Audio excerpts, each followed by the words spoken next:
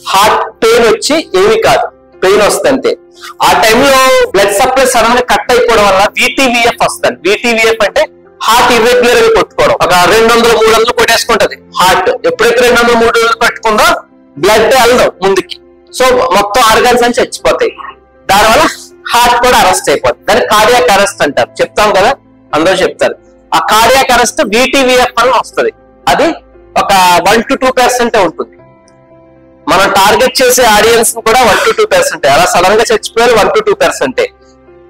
ఆ 1-2% మనం ఇలాగ వచ్చిన వెంటనే ఓపెన్ చేసి స్టెంట్స్ వేస్తున్నాం కనుక ఇప్పుడు 1-2% అయింది.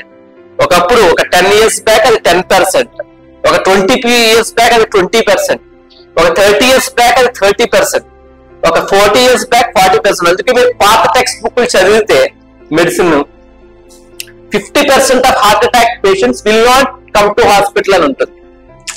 ఎందుకంటే అప్పుడు ఆస్పిరిన్ లేదు, క్లోబిడాగ్రాల్ లేదు, ఈ స్టాటిన్స్ లేవు, సరైన బీపీ మందులు లేవు, ఏమీ లేవు కనుక ఏమీ ప్రొటెక్షన్ లేదు హ్యూమన్ బీయింగ్స్ కి. So 50% of heart attack patients will not reach the hospital door అనేది హారిసన్ అనే టెక్స్ట్ బుక్ లో ఒక లైన్, అది 2008 లో. సో ఇప్పుడు ఆ లైన్ అనేది తెరమరుగు అయిపోయింది. ఎందుకంటే thanks to the cath lab, thanks to cardiologist, thanks to the drugs, mostly thanks to the drugs. వీటి వల్ల హార్ట్ అటాక్ యొక్క జబ్బు చనిపోయే ఛాన్స్ 98% తగ్గింది. సో మేము మీ అందరినీ రక్షించేది ఆ 2%. అర్థమైందా? ఆ 2% ని మేము టార్గెట్ చేస్తున్నాం. ఆ 2% కి మేము లైఫ్ ఇస్తున్నాం and we are happy for that.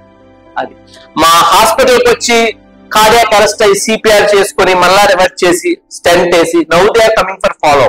We feel so happy.